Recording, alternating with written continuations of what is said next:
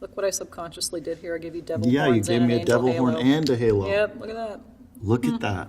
Hi, I'm Lily Gladstone. And I'm Leonardo DiCaprio. And this is Notes on a Scene. Killers of the Flower Moon. You live in this house just with your mother? I take care for her. And you live with your uncle? Yes. You know him? Since I can remember. He's a nice man. I remember this was one of our first scenes that we did. Mm-hmm. And it was obviously the initial flirtation process and getting to know one another, but we didn't know the context of how much Hale had planned this or how much it was an organic meeting between the two characters. Ernest is a little bit in the hot seat, getting the 20 questions. Mm-hmm. You see in Molly's eyes, I think, that she knows what she's dealing with to a certain extent, but, you know, he seems somewhat easygoing. I know there's certain elements to him that aren't perfect, but what man is? Point taken. I remember how much Jackie talked about your costume through here. See, like the little kind of rough edges. Clearly, this is your only coat. It's worn right there. Mm-hmm. Your center part. I remember we talked about the center part, the side part, where he becomes more of a dandy. Right. He accumulates himself into the household. He wants to look upper class. And then brilliant Sean still giving you your little cabbie-like hair. Here, I give you devil horns. Yeah, you gave me a devil horn and a halo. Yep, look at that. Look at that. Jack Fisk and the whole art department, including Addie Roanhorse, a local. A lot of the things that you see belong to Osage families and come from this era. These red spode dishes come from the Red Corn family. Every year when they host people at their camp and feed people during their dances in the summer, they would use this set. But this summer they had rented plates. So now these dishes, this very cup that Leo's drinking out of, is back in circulation with the Red Corns and is feeding people every summer. I forgot that. Man, you have a good memory. Why did you come here?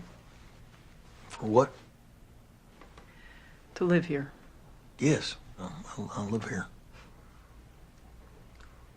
Why? I love that when this scene was written out, it was, I think, originally accommodating for the language barrier, and then we decided Molly was way more fluent in English. You know, we're so used to seeing Indians in film speaking in broken English and not really following fully, but here it's like Ernest is the one who's kind of not tracking. He's not the sharpest tool in the shed. Very early on in the production, actually, I was considering making him even slower because he couldn't really put a sentence together. He really couldn't. He was, in the testimony, in his writing, I was like, wow, either this man's illiterate or there's something missing there. But the more we investigated all of this, yes, of course, he was intricately a part of this manipulation process. But at this point, we're keeping it, you know, a little bit of a gray area, I'd say. Why? For my uncle. I work with him. Your brother is Bryan? Byron, that's right. Byron. There is no one way that this man's name is recorded in history. The community remembers him as both Bryan and Byron, and I forget which is which. When they speak about him, they say one way, but it's written on his headstone the other way, which was pretty common back then.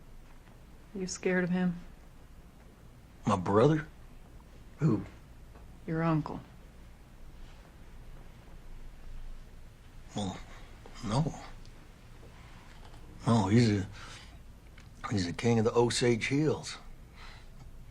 He's the nicest man in the world. I know if you cross him, what he could do. No, I'm my own man. I do my own work. I do my own work. He does no work.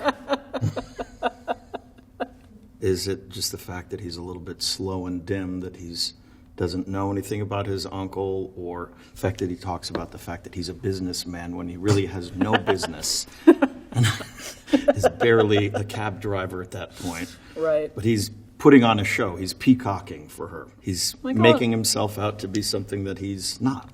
I'm a businessman. Thanks. There you go.